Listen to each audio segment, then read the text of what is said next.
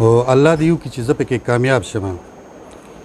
یو زمونږ ایمرجنسي ده، ایمرجنسي کې ما او ډي ایم ایس صاحب ښه سټرګل شروع کړي دي او پوره پلان مې جوړ دی، په 2 ورځو کې مې جوړ کړی دی. مونږ ټراما چې کوم په وینو لړلي خلک وي هغه بیلو. ګرانو کتونکو سلامونه کوم. علب خان شیرپوی یم، کیمرامین را سره یاسر خان دی. 400 ډیچکو هسپتال نه ډېره موده پس چې کوم دی ستاسو په خدمت کې حاضر یم. ولې حاضر شوی یم چې امیدونه را څرګند شوي دي. الحمدلله الحمدلله الله دې کي. ګرانو کتونکو زه نیمه ګنټې نه زیات په دې دفتر کې کېناستم. ایم ایس صاحب مې ولیده، بیا مې ایم ایس صاحب سره چې کوم دی ډي ایم ایس صاحب ولیده چې انښتي دي لکه سړی چې خپل کور جوړوي او دا کور لپاره سوچونه کوي چې دا به څنګه کیږي، دا به څنګه کیږي، دا به څنګه کیږي. بې ځایه د چا صفت نه کومه چې د 400 خدمت کوي زموږ د سر ګلونه دي، او چې نه کوي نو تاسو ته پته ده تاریخ ګواه دی چې یو دلته کې محمد خان راغلی او ورسره چې کوم دی بیا یو بل راغلی هغه ډېر زورور و. خو ډاکټر شعیب صاحب باره کې چې د په لاچې کې د هسپتال باره کې دغه صحافیانو ملګرو موږ ته وویل چې ډېر زیات ورپسې خفه یو چې د لاچې شیان په ځای کې هسپتال دومره ښای لیول ته رسولی دی. نو دلته کې نه وزیر اعظم راتلی شي، نه وزیر اعلی راتلی شي، او نه هغه تیر ریکارډي وزیر صحت راتلی شو. د هغه ځای نه په ټیلیفونونو کار کوي، خو بوج چې کوم دی هغه په ایم ایس صاحب وي. نو ما چې د لږ وخت کې څه ولیدل چونکې ډېر باس مباحثه پرې کولی شم، ډېر باس. په 10 کالو کې زه 2 پیرې د هسپتال ته راغلی یم، 2 پیرې مې پکې جګړې کړي دي. نو سوچ وکړه. نو الحمدلله الحمدلله د 10 کالو نه زمونږ تنده وه. ډاکټر شعیب صاحب تزار کلی ویم.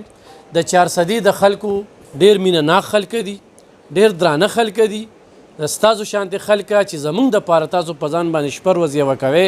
او په دې لږ ورځو کې 2-3 ورځې وشوې ډېر بدلون او ډېر چینجز راغلي دي. هغه سټاپ هم بهرحال دلته کې مافیا هم ده، هغوی ته هم زمونږ دا خواست دی چې زما وروڼو الله له به جواب ورکوو. ایم ایس صاحب سره ملګرتیا وکړئ. تاسو همیشه چې چېرته داسې په مشر روغتې نو هغه بیا تنګ شي چې بیا کنځلې کوي او ردې بدې وایي، نو د قلم باندې هم تاسو نه. خو زما به ایم ایس صاحب نه یو خواست وي چې ایم ایس صاحب چې وي غل نه د باچا نه مه یارېږه، بالکل د میډیا سهاره واخله. یو سړی کار نه کوي په ډاګه کوئ، ضروري نه ده تاسو سره به دونه پڼ نه وي، خلک تاسو نه تمه کوي چې دا ایم ایس دا کار نه کوي. نو چې کوم ځای پورې ستاسو وزرې سوځي نو هغه میډیا ته راځئ چې یاره به دې ځای کې زه نه یم. نو ډیوټي په ګلګیت هم ده او ډیوټي چې کومه ده نو هغه په چترال هم ده او په 400 هم ده. نو زه یو وارې بیا ډاکټر شعیب صاحب ته ایم ایس 400 د ډسټرک هسپتال ډي ایم ایس صاحب چې کوم دی ډاکټر جاوید ستار صاحب چې د سیمې سره تعلق ساتي، ینګ دی، ځوان دی، عمرزو په بیچو کې آر سی کې چې کوم دی نو یو ډېر مهم رول ادا کړی. ډېره ښه خبره ده. زه به صرف دا خبره کوم چې په دې دومره ورځو کې رالل څه یې وکړل، راتلونکي څه میشن دی. ډاکټر صاحب ډېره زیاته مننه ستاسو وخت خرابوم ځکه چې رش ډېر زیات دی، خو بیا خو زما خواهش و چې ما سره څو خبرې وکړي. بسم الله الرحمن الرحیم. زما نوم ډاکټر شعیب دی، زه د کرک نه بیلانګ کوم او زما نن په دې افیس کې 2مه ورځ ده. ما چې دلته راغلی یم هر سړی چې چېرته ځي نو هغه څه میشن وي. زه دې هسپتال میشن باره کې زما 2 میشن دي. زه به ووایم چې یو زه به خپل سټاف څنګه فیسیلیټیټ کوم، ځکه چې سټاف فیسیلیټیټ نه وي نو هغه کار بیا نه کېږي. هکه ته په زوره کارونه ډېر ګران وي، په مینې سره چې کوم خلک کار کولی شي نو هغه په زوره نه کېږي. 2م میشن زما دا دی چې زه به پیشنټ څنګه فیسیلیټیټ کوم چې هغو مونږ اسانتیا ورله پیدا کوم. او 3م زه وایم چې دا هسپتال داسې ډېر زیات صفا نه دی، او زه وایم چې دا صفایي خاص بندوبست وي زمونږ د هاسپیټل کې. نو اول که ته وګورې چې ما دغه 2 ورځو کې کوم ویزټ وکړو نو زما په ذهن کې 4-5 کار داسې دي چې هغه ډېر زیات ضروري دي. او الله دې وکړي چې زه پکې کامیاب شم.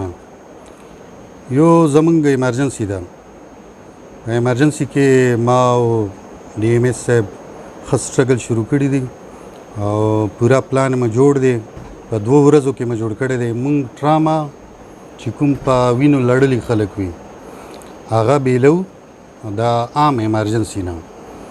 زوم او هغې دپاره ډېر ورک کول پکار وي. دا هیومن ریسورس، فرنیچر، مطلب اکویپمنټس دا ټول ډیر زیات لکه ضروری دي. نو دا زمونږ اول کار دی. دویم چې ما دا لوی کتارونه وکتل د OPD پرچو دپاره، هغې باندې جاوید صاحب ښه کافي کار موږ نن کړی دی. ټوله ورځ موږ نن هلته OPD کې تېره کړې ده.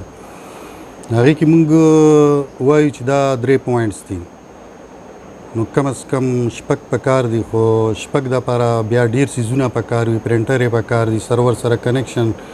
نو هغه موږ وایو چې موږ د 2 نه 2 زیاتو فلحال، او بیا به 6 له رسو. بیا به زموږ چې ټوټل 6 کاونټره وي، 3 د فیمیل دپاره شي او 3 د میل دپاره شي.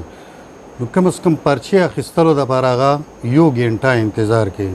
نو زه وایم چې دغه شی زموږ ختم شي، مریضانو له سهولت شي. دریم موږ زما ویزټ خو ما اصل کې ټول هسپتال ویزټ کړی نه دی. زه چلډرن وارډ له تللی یم. بیسیکلی چلډرن وارډ خو هلته اوس رجړو کې وومن اینډ چلډرن هاسپیټل جوړ دی، خو سټیل د خلکو ډیمانډ دی چې دلته هم د چلډرن وارډ پکار دی. خو زه 2-3 پېرې لاړم، یو بیډ باندې لکه 2 پیشنټ وي، 14 بیډز دي او 24 پیشنټ وي. هغو سره میندې هم وي. زه وایم چې که یو چېرته 6-8-10 بیډه یو بل وارډ ورله کولاو کړو، ګرمي ده، بیا په یو بیډ کې 4 کسان کېناستل دا ډېر ګران کار دی. بقیا موږ نورو سیزونو کې هم ډېر سیزونو کې لګیا یو. زمونږ د ایکس ری سیسټم ښه نه دی. چا پکې ډېر کار کړی دی، خو لکه هر ځای کې کار نورم ممکن وي چې سړی وکړي. دلته کې زه ګورم لکه موږ سره ځینو څیزونو شارټیج دی، او هغه موږ ایمرجنسي بیسز باندې پرووایډ کول غواړو. موږ وایو چې پرووایډ شي. دا هغې باندې اوس دا تاسو مخامخ میډم سره موږ میټینګ وکړو.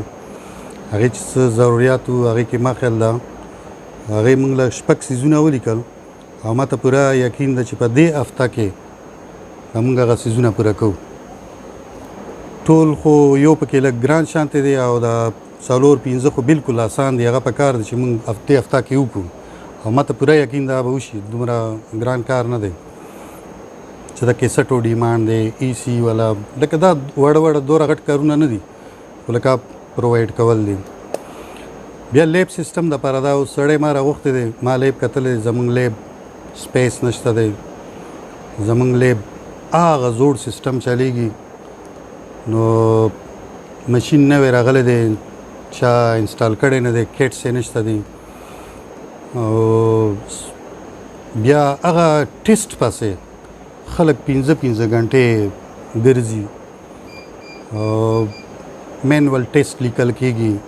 نو موږ وایو چې دا پکار دی چې اوس ډیجیټل وي، کمپیوټرایز وي. هغې دپاره هم خپل هلې ځلې کوو، او ګورو چې موږ هسپتال کې څومره. خو زما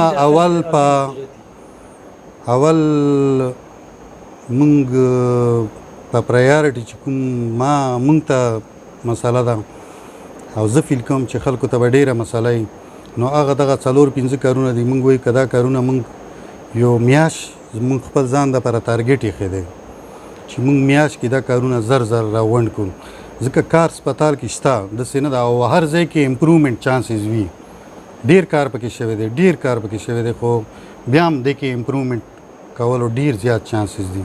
خو فلحال موږ دا 4-5 کارونه په ګوته کړي دي چې دا موږ په دې میاشت کې به ختمو انشاءالله. څنګه چې ما خبر وکړه همیشه دلته یا په میډیا پابندي لګولې ده چې وی غل نه د باچا نه مې رېګا، لکه د ستاسو سره به څومره بجټ وي، د حکومتونو کار دی، کنه د MPA منه کار دی، د صحت د محکمې کار دی. په هسپتال کې یو مسله ده، تاسو راته په ګوته کې زی دغه کوم لکه څنګه چې تاسو ویلې لیبارټري شوه یا د ایکس ری دا مسله شوه، نو دا د میډیا لږی څه چې دلته کې راځي. نه میډیا ولا خو څه موږ داسې ویلي نه دي چې یا د میډیا راځي. ماضي خبرې کوو، دا د ماضي خبرې کوو، د ستاسو زه هغې باندې کامنټ نه کوم. ماضي هر څه ښه دی، بس هغه ماضي ده. تاسو له موږ دا ریکویسټ دی چې تاسو زموږ فیوچر ګورئ. که تاسو زه د خپل جاوید صاحب له دیم چوم کې نه وی دی، زما هم دا 2مه ورځ ده، جاوید هم دغه 2مه ورځ ده، 3مه ورځ ده. که موږ د شاته کارونو کې پرېوځو که نه پاتې دي بس بیا موږ به شاته خلکو سره لګیا او زما خو میشن دا نه دی ما تا ته ووایي چې کوم کار شوی دی هغې نه مخکې کار کول موږ غواړو که هغه کمی دی نو هغه کمی موږ پوره کول غواړو که هغه ماډرن کول دي ځکه چې زمانه بل ځای ته روانه ده دا خو ډېر ورکوټې غوندې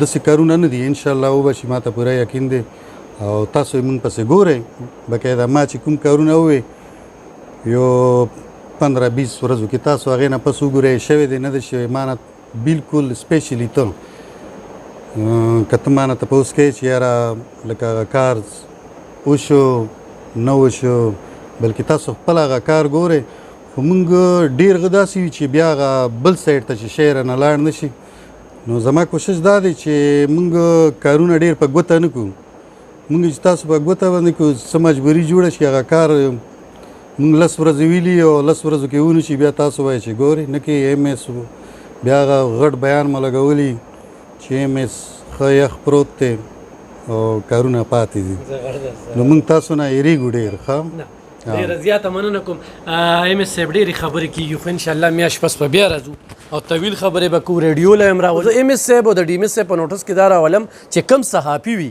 کم میډیا والی وي د پیمرا په اصولو هم پیږي هغه چې کوم دی نو د سایبر کرایم په اصولو باندې هم پیږي هغه غلط رپورټینګ کله هم نشي کولی چې هغه د ستا ساک ته او خپل ساک ته نقصان ورسوي نو ګرانو کتونکو چې یو سړی په ځان پسې وایي لکه ایم ایس صاحب چې څنګه ووي چې زما په ایکسرې کې موږ ته مسلې شته موږ ته په لیب کې مسلې شته چې بخال شوې نه ده دلته کې اے سیګان په ټولو واډونو کې خراب دي په هغې د کار دا دی روان دی دلته کې دا سټاپ روان دی په یو دې سوچ کې دی چې یاره د هسپتال موږ څنګه خو شو الله دې کي چې وشي او ایم ایس صاحب دلته کامیاب شي او ایم ایس صاحب ته دا وایم چې 400 خلک ډېر مینوال دي صحت معاملاتو کې ډېره تنده ده پرایوټ هسپتالونو والا اولوټل سرکاري هسپتالونو ته چې راځي نو هغه شانتې وخت او موقع نه ورکړې کېږي هغه شانتې کتنه نه کېږي او یقینا چې ستاسو دغه اخلاق او دغه رویه او دغه طریقه وي نو ډاکټران به تاسو سره څنګ په څنګ لګیا وي دلته کې اکثره چې څوک مشر راغلی نو ډاکټر ته کنځلي شوي دي نو ډاکټر له مات شوی دی هغه بیا کار نه دی کړی هغه بس پرېږده د پاکې نه پلیته ښه ده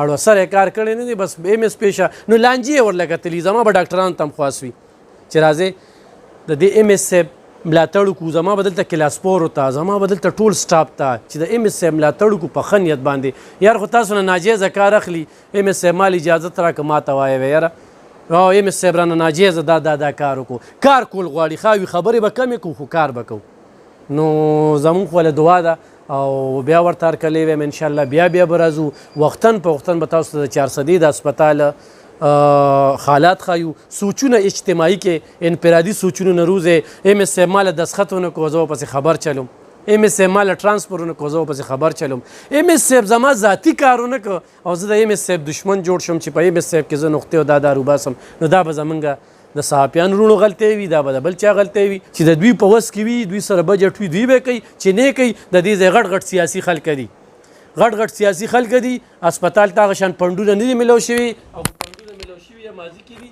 هغې دې پکار ده چې په هغې باندې کار وشي هغه دلته کې موږ هغه خبرې نه دوخراوو خو دا خبره ضرور کوو چې د میډیا او سره څنګ په څنګ د ایم ایس صاحب تا سره په هسپتال کې یا په دې ځای کې څوک بدماشي کوي یا زیاتې کوي نو موږ د سره کلک ولاړ یو د هر څه د ولاړو انشاءالله د 400 د خلکو مینه سي کې خوشحاله آباد او قدرمند اوسئ